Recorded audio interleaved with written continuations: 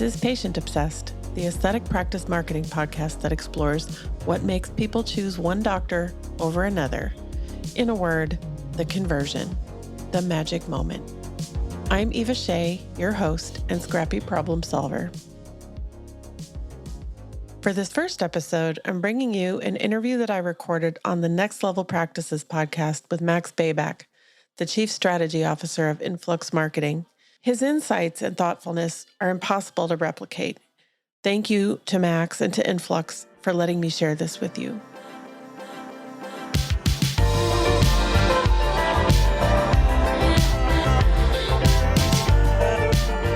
All right. Hello, everyone, and welcome back to the podcast. Today, I'm very excited to be joined by someone who's a well-known name throughout the world of plastic surgery, practice development, and all things aesthetic marketing.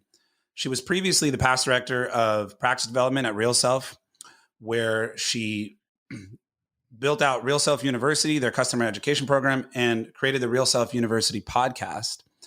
Prior to that, she was the director of product and online strategy at Real Patient Ratings and has been a longtime practice development consultant and veteran marketer in aesthetics. You probably already know who she is. Welcome to the show, Eva Shea. Thanks so much for joining us, Eva. Hey, Max. Thank you for having me. This is my favorite topic is podcasting. So this is going to be good. We're going to podcast about podcasting today. This is the meta podcast. This is fully the meta podcast. So as I mentioned, you were people may know your work through RealSelf University and the RealSelf University podcast that you developed there. But you've now recently, and this is why I thought it would be really exciting to have you on our show, because what we like to talk about here on the show is just to keep a lens on the world of aesthetic marketing and what's happening there, what private practices can be doing to stay ahead of the curve and shifting with the trends in aesthetic marketing. And chatting with you a few weeks ago, you were telling me about what you were doing, and I thought this is perfect subject matter for our show called Next Level Practices, about how you can take your aesthetic practice to the next level. And I was really excited to hear about what you were doing. And so you've gone out on your own and you've created, I guess you've been consulting for a long time. You're still doing that. And now you're doing podcast production for primarily plastic surgeons. Is that right? That's right. So I sit sort of in the executive producer role.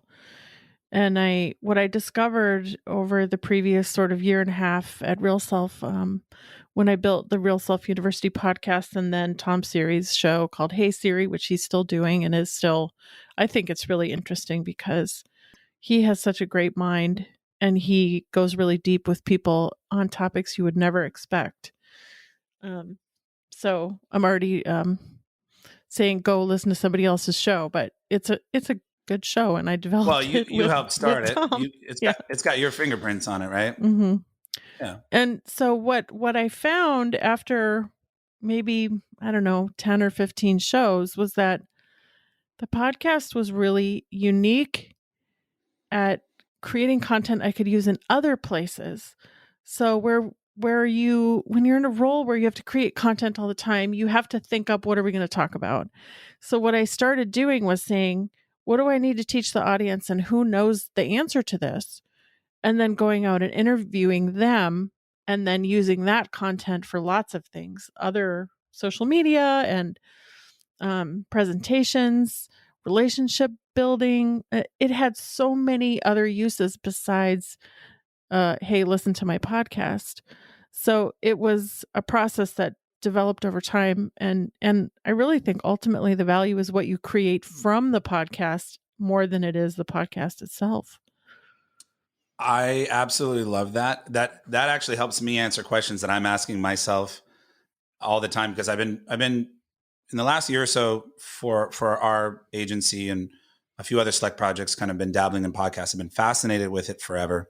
I know it's something that you really have to build that audience, but and you have to stick at it for a long time, and you can look at your numbers and kind of go, is this worth it? But I've found a little bit subconsciously, you put it into words better than I have, that there's so many offshoots of it that are valuable. And it is just valuable for content creation. There's something to also just being on the spot rather than having to premeditate everything and just kind of sitting down, like you said, with an expert on a topic and seeing what flows from it and the amount of channels and places that you can distribute that content to. That's such a solid point. So you're saying you started with Real Self University with the goal of educating Real Self's clientele, the doctors, and then that's Well, what we gave were birth to the Yeah, tell me. exactly. We were tasked with creating content to help practices from the beginning, and that started almost 6 years ago. And I was doing tons of webinars and experimenting with all these different formats and timing and channels and content, and we got pretty good at that. We got really good at webinars. We did a lot of webinars over the years.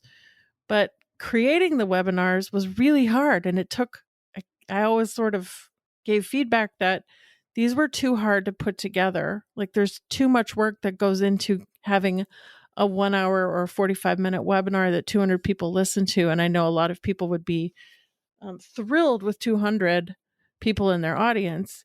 But the lift that went into just that 1 hour event just started to feel like it could have been better. So Maureen, who was our chief customer officer at the time, she really championed this podcast idea, and she said, "I really want you to do it."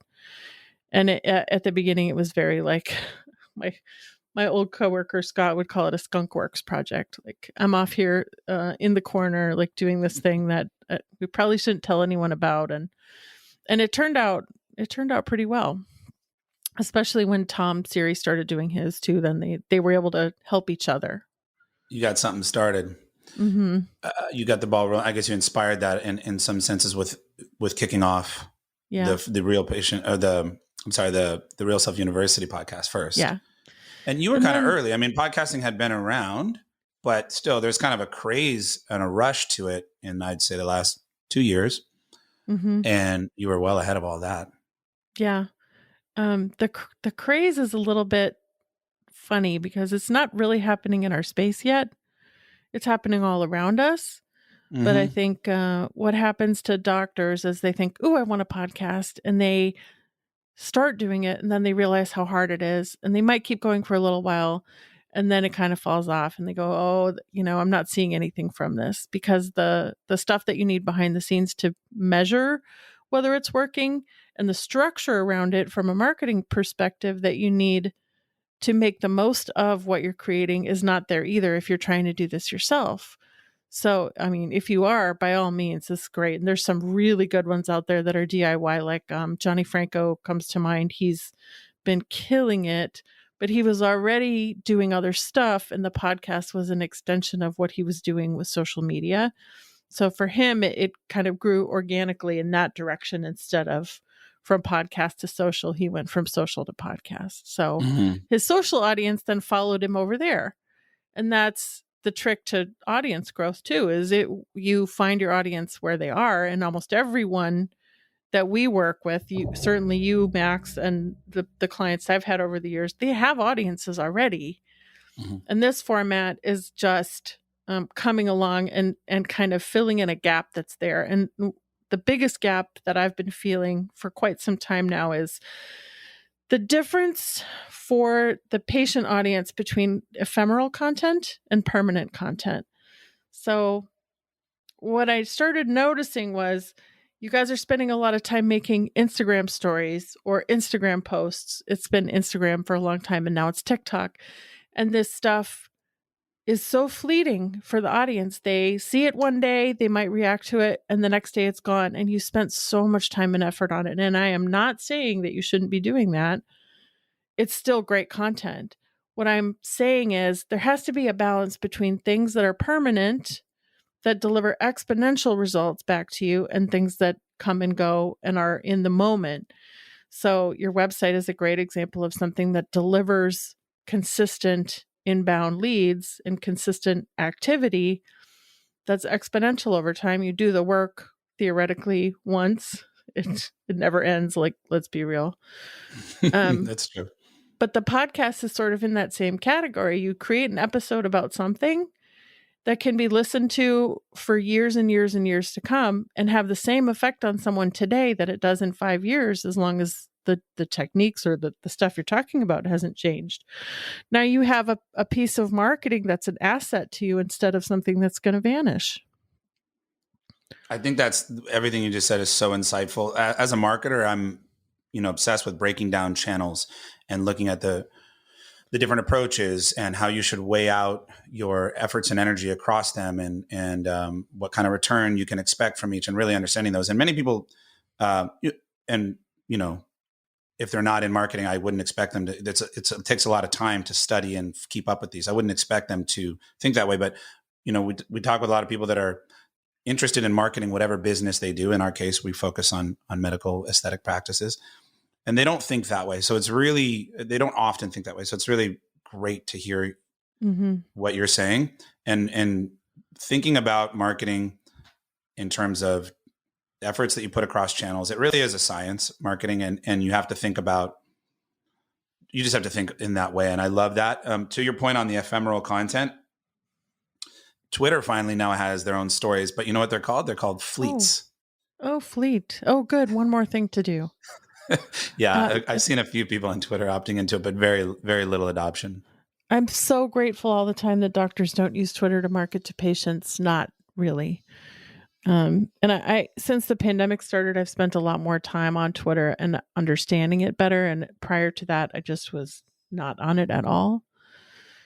And I still don't think it's the right space for doctor-patient communication, because it requires immediate attention all day long. And if you're not in the stream, then it just doesn't work.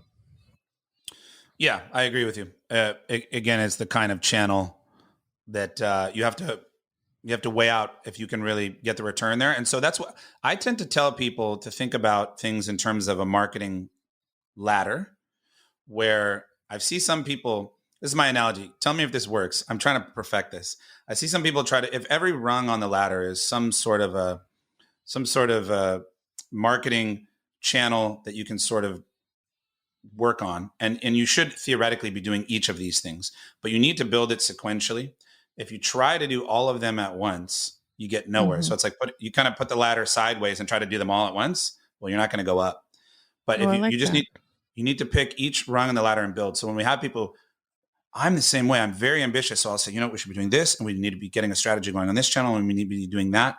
But I've learned from myself that I would fall down by trying to do those, and I would back up and go, you have to build your foundation. So number one, if you don't have a solid website, and I don't just mean any website, really, I could make we could do a whole nother podcast on what I think you have to have before you can say your website is really where it needs to be, all the content it needs to have, the user experience it needs to have.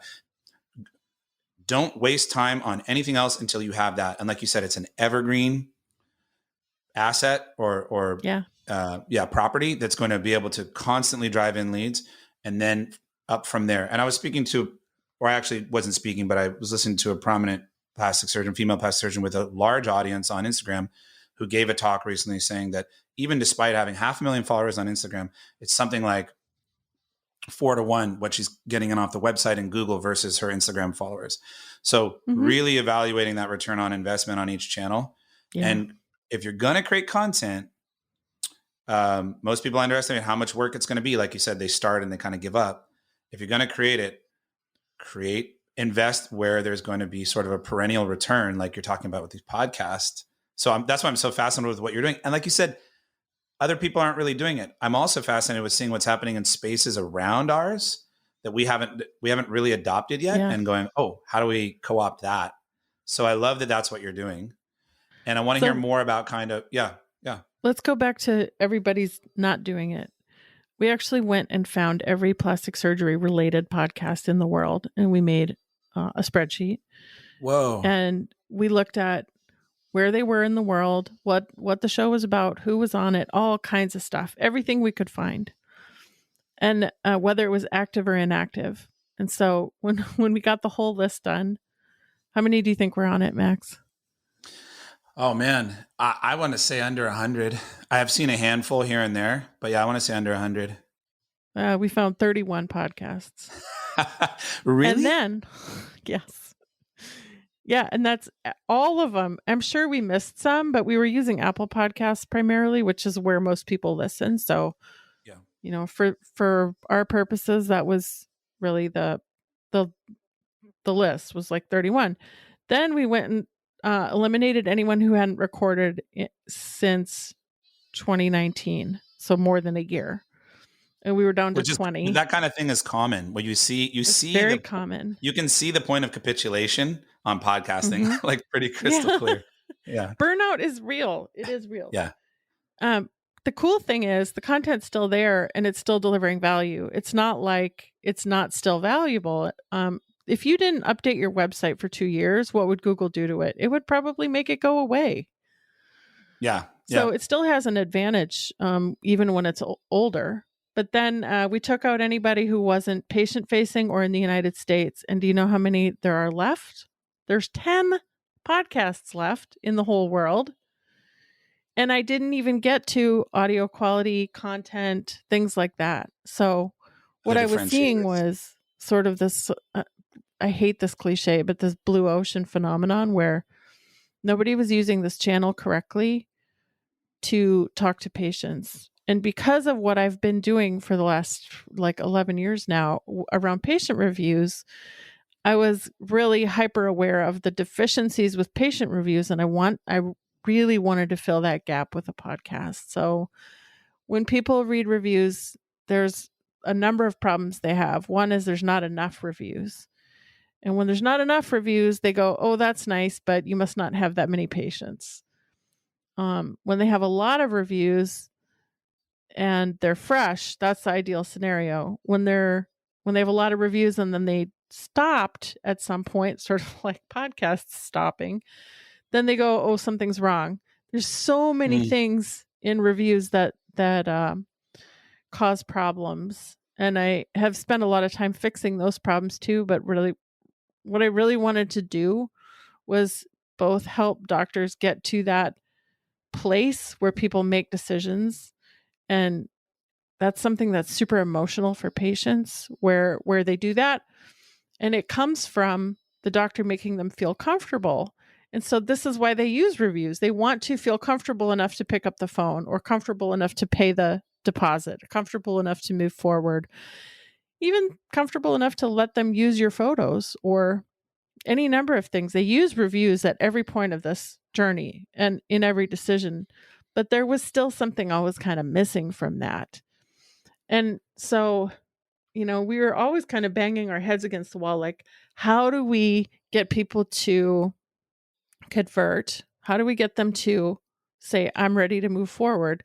Because we know that the doctor making them feel comfortable is the reason they convert. How do we bring that forward? Lots of people have tried to do stuff like this. So I can think of one very well-funded tool in recent years, not that recent, but within the last 5 or 7 years, that tried to replace the consult with software.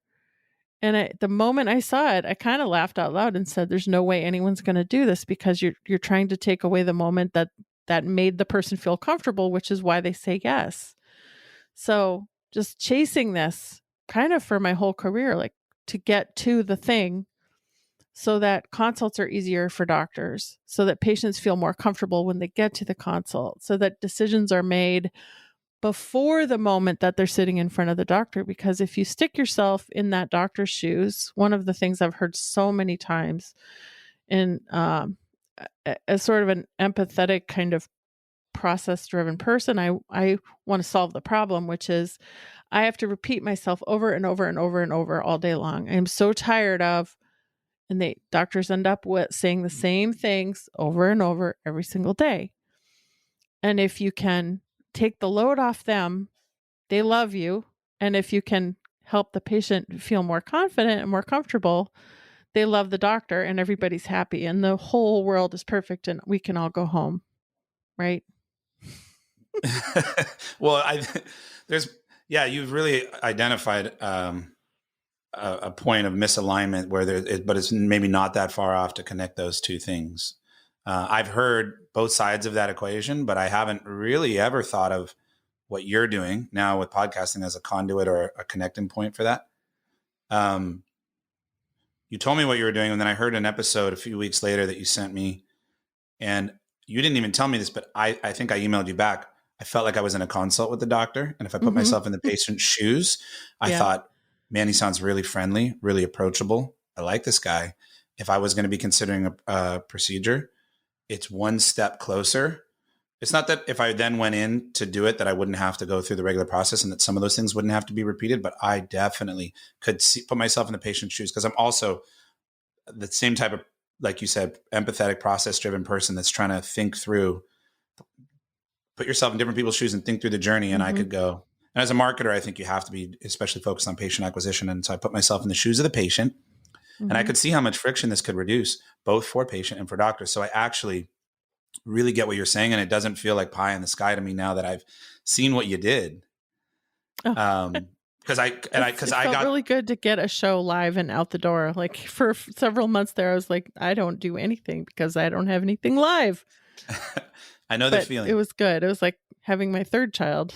No, not quite that hard. It was easier than having a child. Getting a show off the ground, or getting a new effort off the ground, getting a new company off the ground, it is like having a child. So I feel you. But here's the other thing that I think is so interesting about what you're doing. Like you said, there's only 10. I'm fascinated with that because I do see those random here and there shows being done by plastic surgeons. I didn't really look at how consistently they're being done, but I do notice you can look at the YouTube views if they're posting it. There's not a ton of traction. You can't always see what the views are on all the various podcast platforms, but you can get a sense of how much traction there is. And I don't think anyone's 100% figured it out yet. And I think that's probably the code that has to be cracked. Certain technological things I think are going to come along and make that content more discoverable. Google, there's things which we can talk about that we see coming on the horizon for Google.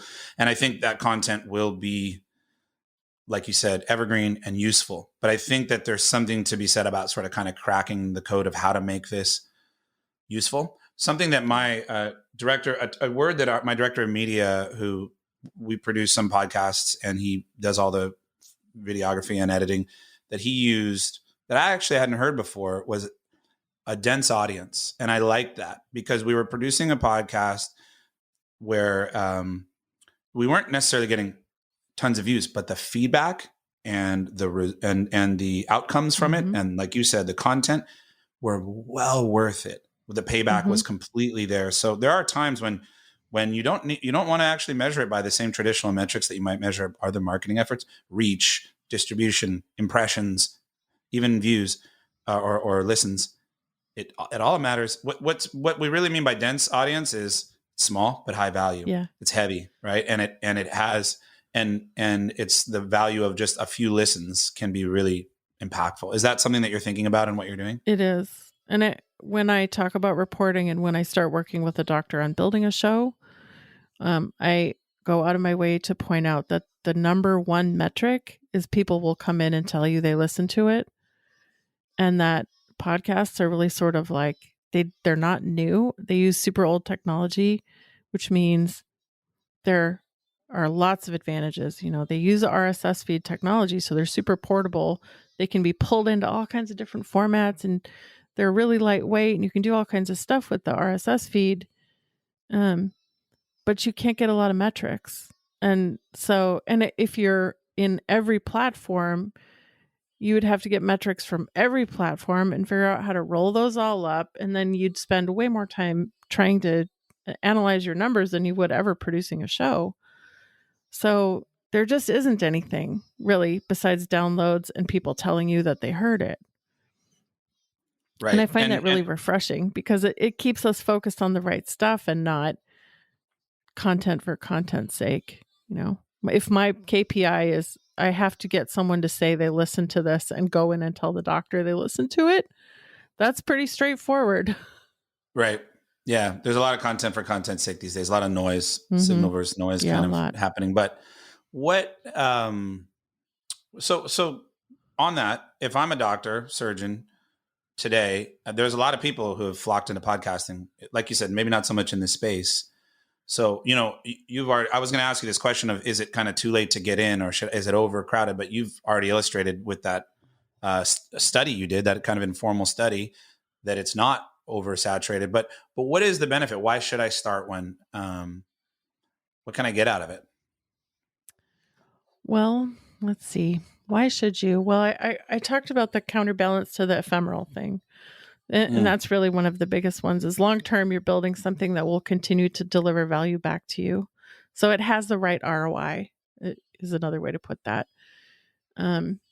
it gets you off the hamster wheel instead of putting you on another hamster wheel. So social media, anything where you have to come back and repeat a behavior over and over and over, that's the stuff I'm trying to get doctors away from or balance to, because otherwise you're just investing time and money in marketing that never has the right kind of return. So one way that I've thought about it over the years, and if I'm sitting with a doctor, I like to draw this kind of on a piece of paper, is earlier in your career, you spend this much on marketing. And what you want to see over time is that you spend less and less. And there might be points where you spend more or spend less based on what's happening environmentally around you. But I don't think it's anybody's goal to spend 10% of revenue on marketing for their whole career. So Yeah, if you you, want to taper that down over time, ideally. and Yeah. that didn't come from me. This is something I've observed over the years, that early career doctors understand that they're going to have to spend on stuff. People understand they're going to have to build a new website every, how many years do you, it changes so much. It's like It 5 varies, now. but I would say 4 or 5, and you're now you're pushing it. Yeah. And that comes along. You have to keep up with that. Um, but no one wants to spend 15,000 a month on Google ads forever. And also, if you've been paying for Google ads, you know that it keeps going up and up and up and up and up. And they're going to keep making it harder and harder and try to convince you that you can't live without these things. And I am sort of putting my foot down and saying, yeah, we can live without these things. If we're smarter than um, Google, at least on that front, I don't know if we can catch them on everything, but it's sort of like the stubborn part of me that says I'm not going to let you get me. And I think a lot of doctors think like that too. So For sure. yeah.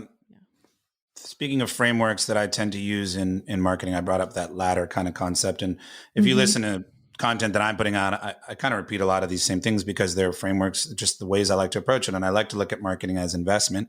And you have short term. So you have certain capital that you need to get back quick. You can't tie it up for a long time, and you invest it into things that have a short term return. But they also have a little bit of a hand to mouth. If you stop doing them,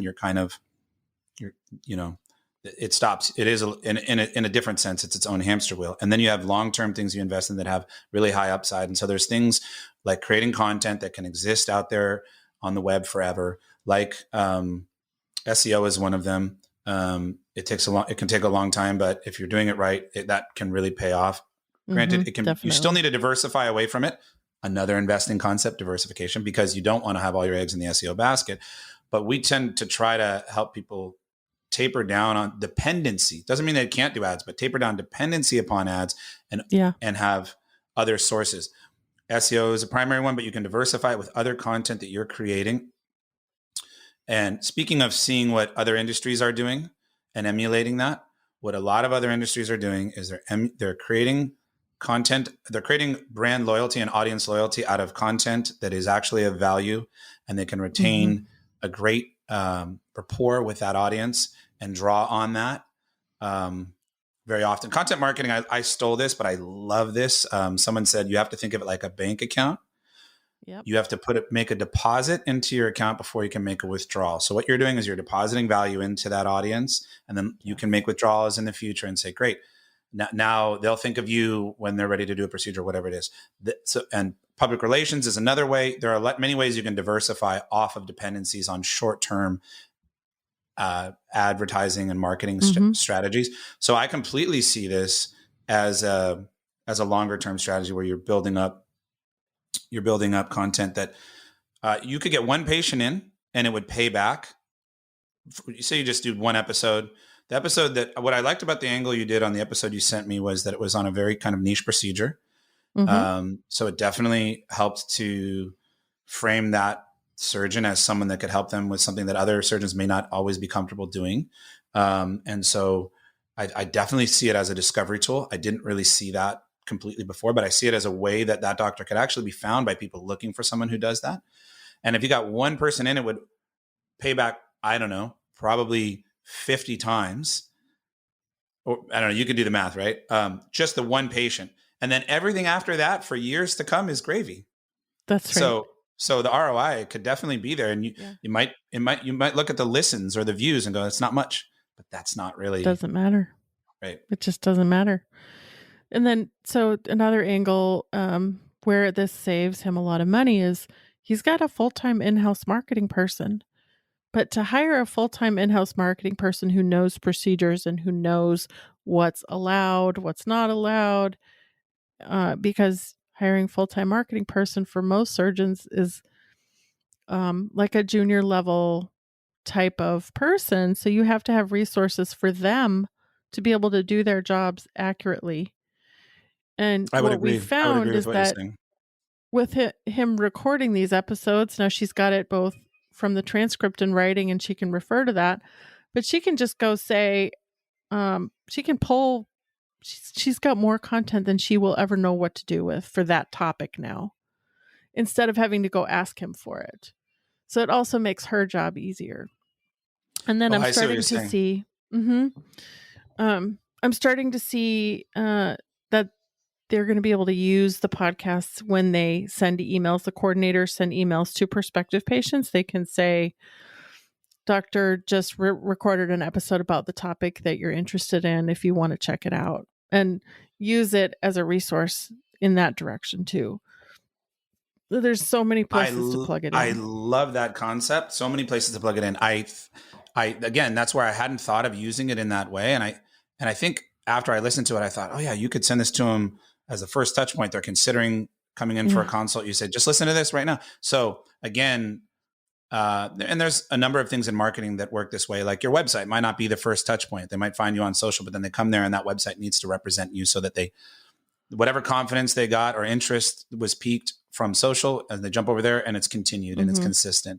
So it's amazing how you can about use them like what are those dolls called where one fits inside the other? The Russian nesting dolls. Russian dolls. Okay, so the podcast is there's the tiniest doll. And then if the podcast is on YouTube, there's the second doll. And if the YouTube video is embedded in the website, there's the third doll. And then that link is sent out in the email, there's the fourth doll. So the whole thing goes all the way down to the one thing that you created, but it has solved all these problems all the way downstream. And I just sometimes can't believe I didn't think of it sooner. Well, I love it. It's really cool when there's something that's already there. You're not really changing the basic format, but there's just a little bit of a different outlook on how to utilize it. That is the tweak. That is the aha moment. So it's all in the subtleties. And I think that's the case for digital today. We're not going to have some new breakthrough that's like the internet. I mean, in years to come, there's going to be some interesting things coming. But for the most part, it's now just getting down to the minutia of just tweaking how you do it that unlocks whole new worlds of opportunity, I think. So I think it's all about that very detailed aspects of how you're considering this approach that I find fascinating. But let me ask you something. You said it's something that you don't have to plug the doctor into a hamster wheel. It's really interesting how social media is almost entrapping, because as soon as you start, if you don't keep going, it's now bad. Now it looks bad to not be putting content. Right. People wonder what happened, et cetera. Same could be true a little bit for podcasting. Like we talked about, you see the moment of capitulation, but if you keep any level of consistency, even if it's once a month, you put out something, people see that you're still doing it. There's no necessity to say it has to be at any particular cadence, as long as there's, I just think, some consistency. So how do you do it so that they aren't all of a sudden in, a huge demand for their time? And what workload do you take off their plate too, to help them? Because social media, you can try to outsource it. There's only so much workload that they can actually outsource. And a lot of doctors learn that when they try to outsource, I've noticed. That's right. That's been happening for a long time. I have handled everything down to the questions, and I've tried to simplify the process to the point where all they have to do is sit down and talk. And so some of that means there's more work to do at the beginning to get to the point where you can just sit down and talk. But I've hammered all of that out. I send all the equipment ahead of time. I test the equipment with a staff member so they don't have to do that. And just really get it to the point where they just walk into their office and they just sit down like you and I are right now and look at each other. The format of the show throws, I'm not going to say it throws a wrench into it, but it affects how much, every time you add a layer, it gets more complicated. So the show we've been talking about with the doctor that I recently launched is just him, and I'm actually asking him questions, and then in editing I remove myself, so it sounds like he's just talking. So that's worked really well because I can make sure we got everything we need, and he doesn't have to worry about editing or approval or any of that. So what I send back to him is maybe usually the episodes have been 15 to 18 minutes long, and he listens in the car and then he says, "You're good to go." No, that makes a lot of sense, for you to be able to, because I know pre-production is kind of everything. Even if you're going to do it very casual, like we're doing now, there's a lot of prep work that goes into it so that the host or the doc can just kind of come sit down. And I listened to that episode, and I that you're mentioning, and I found that it worked pretty well. It almost reminded me of some of those AM sports radio shows where the host is just one guy or one person, and they often don't have a guest, and they're just monologuing almost. And it works. It works really well. I mean, it's not a format that you think about with podcasting so much, but I know a few podcasts that do it, and that works really well. And I could tell, well, because I know you and I know kind of what you're doing, that you tee that all up to make it really simple. And the end product came out really refined, and it seems simple, but I know a lot of work goes into that. Okay, so you're there in Austin, and anyone who's listening who might be thinking about, or if anyone wants to work with you and do a podcast and they're not in Austin, how does that work? Kind of, and do you have them purchase equipment, or how do you walk us through that? One of the funny, like, sort of oh crap moments when COVID hit was I had to figure out how to record all my podcasts without, I had sort of I do this mostly in person system. So I'd recorded at ASPS and AAFPRS, and I had started recording some episodes online, but I had to figure out, how am I going to do this now? Just sort of like everybody had to figure out how to do virtual consults. And at the same time, right around then, Zoom added multi-track recording to Zoom. So for the most part, I just use Zoom, and you and I are using Zencastr today. This is another system I like because it doesn't rely on the internet to get the recording. So most of the time I do that. But what I figured out was to get a staff member who's helpful to really help me get everything set before the doctor sits down and minimize their time, and then we batch record. So I'll be ready to do 3-4 episodes all at once. And that's enabled us to move really fast and get a whole bunch of episodes in the bank. So like right now with one of my shows, we don't have to record again until June if we don't want to come back to it. So that's awesome. That block recording has made all the difference. Yeah. We've done something similar on some of them. So and the gear itself, just in case anybody's wondering, it's not that expensive. And so it's like $100 microphone and a $50 pair of headphones plugged into your computer, and a mic stand is all you need. And my secret weapon is my audio engineer, who has been able to just make everyone sound like, even in tough conditions without microphones, he makes them sound great. And I'm not going to tell you his name, so don't ask. No, I know. You're right. You can start around $200 if you have a USB mic and you're not going to go through an audio interface. And I always tell people, you can start around $200-$300 depending on which kind of mount or arm and thing you get. And then you can maybe at the very high end, if you wanted to have like a 4-person podcast studio and everything and all the best, you could spend $2,500 and you'd be really... Well, you could, but the other thing I discovered, which was a really happy thing, was there's a ton of these studios now where you just show up and the engineer's there for you. And if you have 2, 3, 4, 5 people, you just sit down and let them do it for much lower cost than it would ever be to do it yourself, to buy all the stuff and do it yourself. So Johnny Franco is actually building a studio here in Austin that he's promised I can borrow if I need it. Oh, but, cool. The scrappy way is just to have everyone in a different room. You don't need everybody to have 3 people or 4 people on. You just have to make sure they're all not in the same place.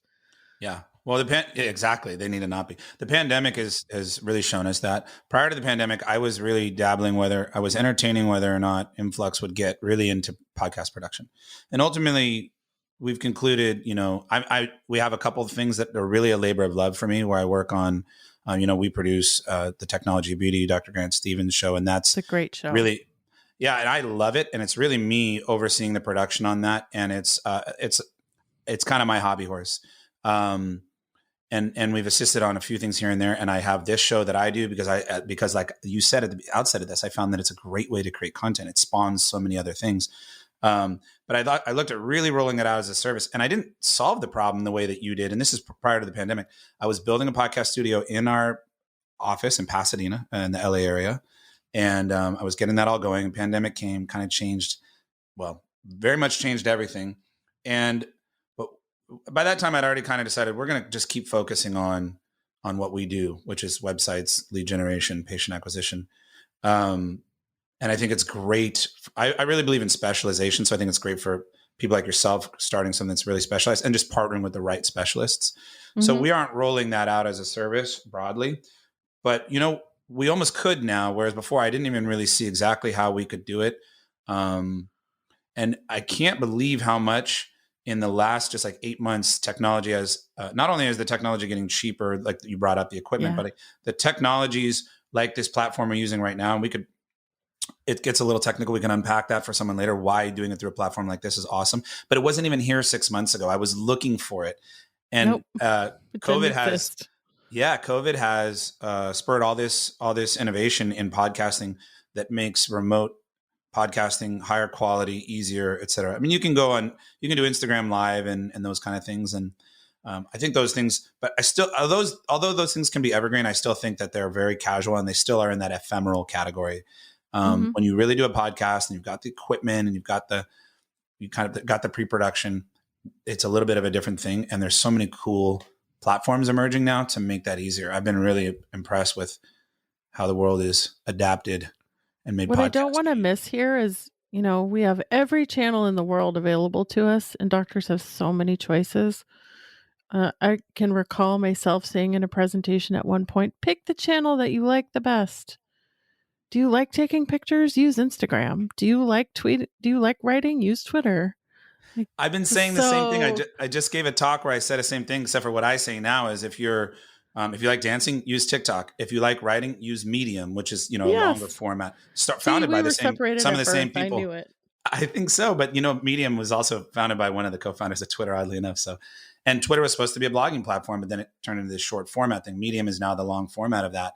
But what I also say, Clubhouse is a new one that's hit, and I say if you're into kind of public speaking, try Clubhouse. Although jury's out on. If you have any kind of schedule that you live on, Clubhouse is very hard to get on board with because it all happens in the moment. I had to turn the notifications off. I loved it for a few weeks, and then it was just like this person's going live, this person's starting a chat, and I just went I can't. And then the weird one is I can see my kid's photographer going live almost every day.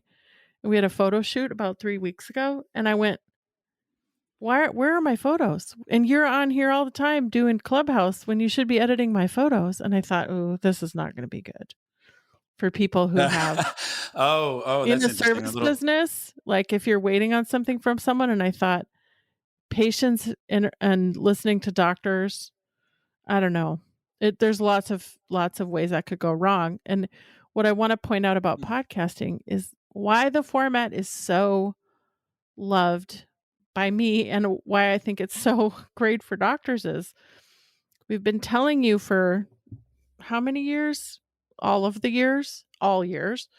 Video is so important. This is the year of video. You got to do video. So none of us are really that good at doing stuff scrappy or just turning on the camera and doing video. That's good for some people. That is not good for our customers.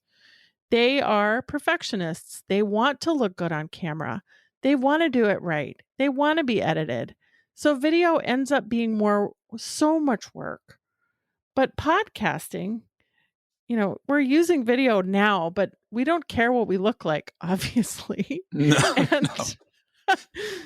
It's not about watching a video. It's about listening to what we're talking about. And when you apply that to the doctor sort of ability to get stuff created, it just is, it's so good for them. They don't feel self-conscious. Anything they say can be edited right out. It's so forgiving.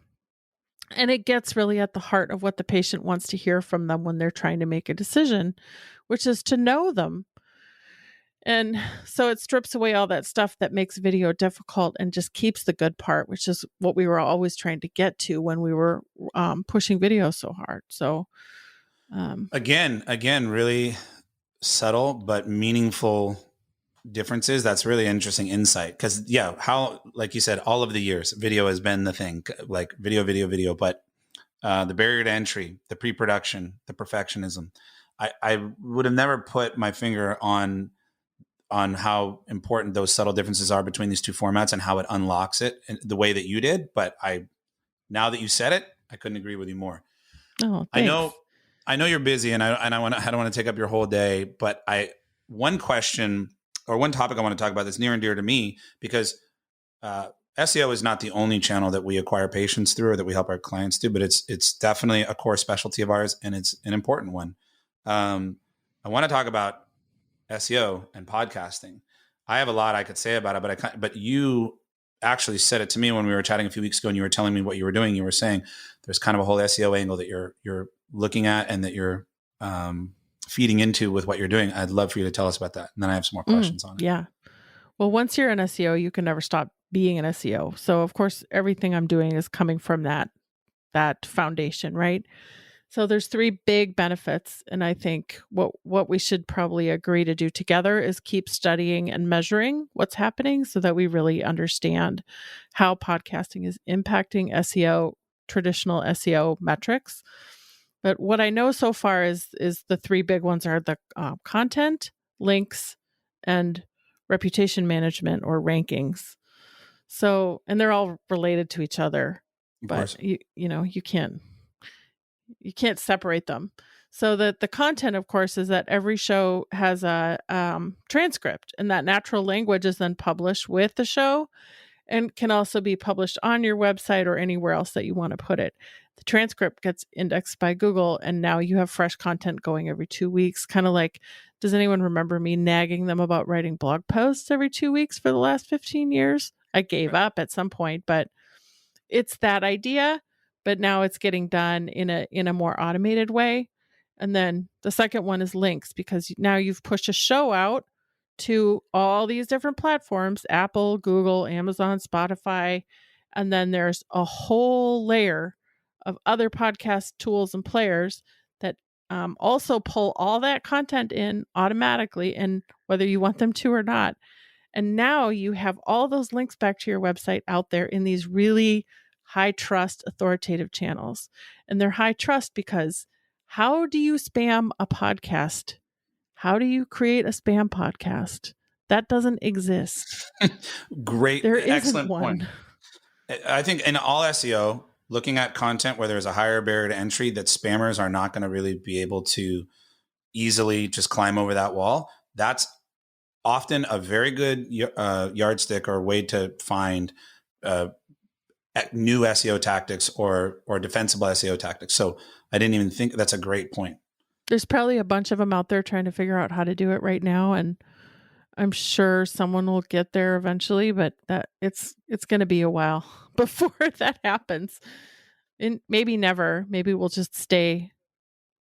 I hope you can't hear my calendar thing going off. I thought I turned it off. No, I don't hear anything. No, okay. I don't think it ever will occur. And that's one thing about podcasts is anytime people try to automate it, the authenticity goes away and it just doesn't work. Yeah, it does. One of the things that I think there's statistics, and at least anecdotally, I know that when the host reads any kind of sponsored messages, it's really effective. Anytime they do it as a pre-recorded thing in podcasts, for those podcasts that are monetizing in that way, I think the goal of everything you're doing is not. It was really not that they're going to monetize or draw value out of it in a different way. But authenticity, really wins in podcasting. So I don't see that happening. The third really big problem that I've been focused on is this reputation management situation. And in one case, I've been trying to push something off page 1 that needs to be less visible. And so we're really watching closely to see how long it takes for podcast content to impact that situation, because everyone knows when you have something on page 1 that you don't want people to read, that it has an immediate and a pretty noticeable impact on inbound leads. So there's also an aspect of the creating more speech to drown out bad speech happening with this content too. So It's a good point. Crossing my fingers every day that will happen quickly. Yeah, well, I like you said, we should commit to staying in touch in terms of measuring, and Yeah. I'm really interested to hear what you see and to help draw insights out of what you're doing. Two aspects of the SEO thing that are interesting to me. One, the show that you sent me that was specific on a specific topic. It was plus size tummy tucks, which is it's niche, it's specific, it's not a vague keyword. It's almost long tail, you would say, and just like any content, you have to just like any content in SEO, you sort of reverse engineer what's the search demand, how do I create the content for that? So you could podcast and just sort of talk about a bunch of things, but if you're deliberate about it, I'm really interested to see what we can do with your content in terms of driving discovery of people who don't know that doctor. They're not being sent it after they've already booked a consult and the front desk is saying, hey, listen to this before you come in, which is a great utilization of it. But also I'm really interested to see if the topic of the show is right there in the title. It's plus size tummy tucks. Let's see what we can drive in terms of people who are just searching that discovery keyword, I'll call it. And you see Google through the RSS feed is pulling in podcasts now into search results. Yep. So the other thing I'm interested to see if they start doing, which ties into this discovery thing I'm talking about, is they said some time ago that audio would be indexable and searchable, and you see it already. You brought it up to me earlier. YouTube videos are automatically subtitled. The AI is pretty darn good. It's not crazy to think that they're already going to be doing that or very soon be doing that with podcasts. There are a couple other platforms that exist out there. I'm drawing a blank on the name right now, that make clips within podcasts discoverable. And you see a similar thing on YouTube where there are certain clips, and sometimes these are done automatically. Sometimes the creator has to bookmark those different spots. But that's the world I see coming, which is really interesting to me with podcasting. And if someone like yourself is just getting it, you go back to that example of blogging. I've talked about this with doctors too. You just give up, and it's no, I get it. They're busy. It's not their fault. But if you can tee it up and they can sit down, so many of them, any subject matter expert, you sit them in front of a mic, they can just go. And you just sort of frame the conversation and tee it up. So to be able to convert that into content that is discoverable and might drive new eyes and ears, I'm just extremely obsessed with seeing. I'm fascinated with seeing where this goes. Yeah, I thought I was being a little bit crazy, but you're making me feel like I am on the right track. Because one of the things that I'll just be super transparent and vulnerable here is when I noticed there were really only 10, I thought, well, why are there only 10? Is that because it doesn't work? And I just sort of had to throw myself out there, and I kind of looked back at my career and said, well, no one had a website either when I started, and I didn't have any problem convincing people that they needed a website. No one was on a directory. I mean, I built one of the first directories that there ever was in 2003. All this stuff came along, and I watched it all come along. And if anyone in our space, I just kind of thought about everybody that we know. You and I just met a few months ago, but I've worked with every web company in the space, and I have great relationships and deep respect for everybody doing this work. Who is going to add podcasts to the mix without having to put a huge investment into it? And so it's my hope that whatever work I'm doing is supportive to everyone else and not competitive. And I'm not worried about anybody else coming along and doing it either, because there's so much work to be done. There's more than I could ever possibly do by myself.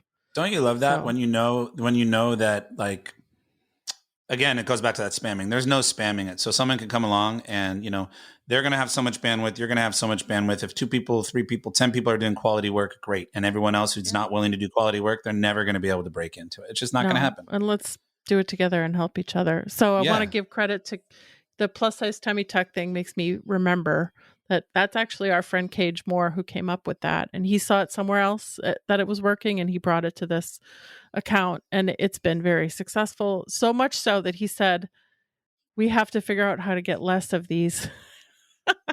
That's when you Oh know you wow! did it. This has Shout happened, out. I think, twice in my life. This has happened. I had another account that said, stop the lip injection leads, because I had written something that made people really want to go there. This is actually one of my great case studies from history. Was I realized that people weren't searching for Juvederm, they were searching for lip injections. So I stuck a lip injections page on a client's website, and like 2 weeks later she said, make it stop. Oh, Well, did we find that something?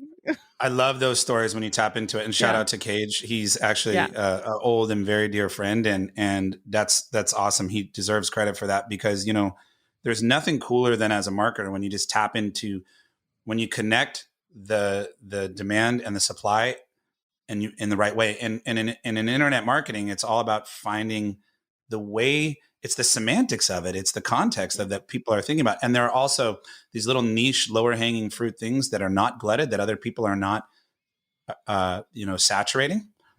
Mhm. And when you find that, and not a lot of other people have figured out that that's a term or a exact phrase, the way the consumer thinks about it, it just unlocks something, and that's super cool. So that's Yeah. awesome.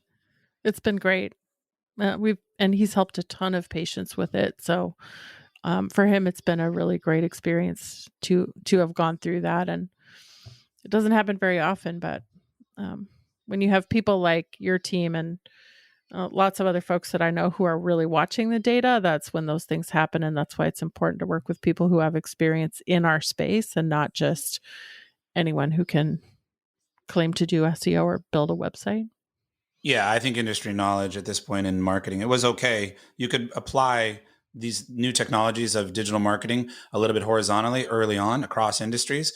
And now today, it goes back to what I was saying earlier about, it's just more detailed, more nuance now. So I think you have to be industry focused. I think industry knowledge is Mm-hmm. the only differentiator you can really have.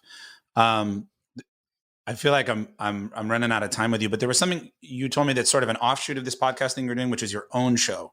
It was the before and after stories. I really want you to tell us about that, because I think it's so cool. Sure. I figured out when I got started that if I didn't do something to be creative myself, what would the point of being on my own be if I wasn't doing something amazing? And I knew really quickly that was going to be a patient-facing show. And there's someone I've been working with my whole career who I call the patient whisperer. And between the two of us, I had this. Weirdly, it was like a domain name that I bought a million years ago and didn't know what I was going to use it for. And then this is what I decided to do with it. And so it's called Before and After Stories. And I did an experiment on a friend who was having a septoplasty to see if it would be interesting. And it's so good. It's turning out so well. It's interesting. It's funny. It's a little bit sad. You get right inside what they're going through. And so in his case, I got him a week before surgery, a day after surgery. And then I got his doctor on the third episode. And then now that it's been about 3 months, I'll go back and talk to him. Now that he's pretty much fully recovered with a nose, it takes a long time. But that's going to launch. I'm just waiting on art at this point. So it'll launch really soon in the next couple of weeks.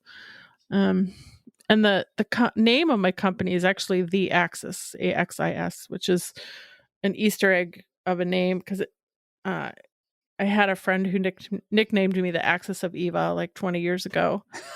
So that it's a little bit of a like, why did you name it that kind of name? But I just wanted to get that out there and say that's why. And it's because I'm connecting all the stuff I've ever done and all the people I've ever worked with into this one little thing. And I'm really enjoying it, and I'm having a great time doing it because I can see it having a very positive impact already right out of the gate. And I'm able to have see that time you're the with my little conduit. kids and the space and the freedom to do the things that I want to do, and it's been awesome. And I got to meet you guys, which wouldn't have happened probably. Yeah. Maybe eventually, but not this way. I'm so glad we did, and it's awesome. Congratulations on starting your new endeavor. It's a big undertaking, and it sounds like it's going great, and I'm very happy for you. And I totally see that you even more so after this conversation, it's just connecting so many things. So the access of Eva, I love that. So speaking of that, you're still also doing consulting somewhat as well, right? Yeah. And so if someone has interest in either practice consulting or this podcast, so where do they find you? Where should they go? Well, in true marketing company form, my own stuff is not built yet. I have a designer that I worked with at Real Self who's just from another planet. He's just incredible. He's been working on my company identity, and that's almost done. So everything's moving along, and I just inherently focus on my clients more than myself. So their stuff's all getting done and mine gets done when it gets done, which is a long way around to say just right now, it's best to find me on LinkedIn and send me a message there. If you happen to go to theaxis.io, which is my eventual domain name, it points to my LinkedIn profile and eventually will point to the website that I will eventually build. Yeah. Okay. I went there and I saw that. And so they can just, I did. I saw that a couple weeks ago. So, all right. So look you up on LinkedIn and definitely I want to keep in touch and maybe even have you ask if you want to come back on the show sometime and talk about kind of how this is developing. I'm super intrigued to hear what you measure, what you discover, what you learn about your thesis here with podcasting, but I'm right on board with you. I think you're even a little early. Like you said, you wonder if you're feeling crazy. I think if you're early, you feel a little crazy. And it's weird to feel early to something that feels so late, but I'm noticing that. Right. I'm noticing that these days, even the internet is early and we think it's, I think we'll look back in a long time and realize we were in the early ball game, honestly. It's actually a really good point because when we started the Real Self University podcast, I thought, we're just going to look like a bunch of copycats. But there's nobody doing there's not a lot of podcasting in our space. And there's no reason that there shouldn't be. There should be tons. And I think people are going to come to expect it at some point. So not usually an early adopter, but in this case, we're going to have to call it something else because it's as old as old can be, but it's somehow new. Yeah, it's just sort of adopting it in a new use case with a different objective and a different spin. Yeah, we'll come up with a word for it. I love doing that. Okay. But either way, this has been a fascinating conversation. I know you have things you have to get off to. So thank you so much for giving me a big chunk of your time and I enjoyed this conversation. Let's do it again soon. Okay. Thanks, Max. Awesome. Thank you, Eva. Thank you, everyone. We'll see you next time on the podcast. Thanks so much.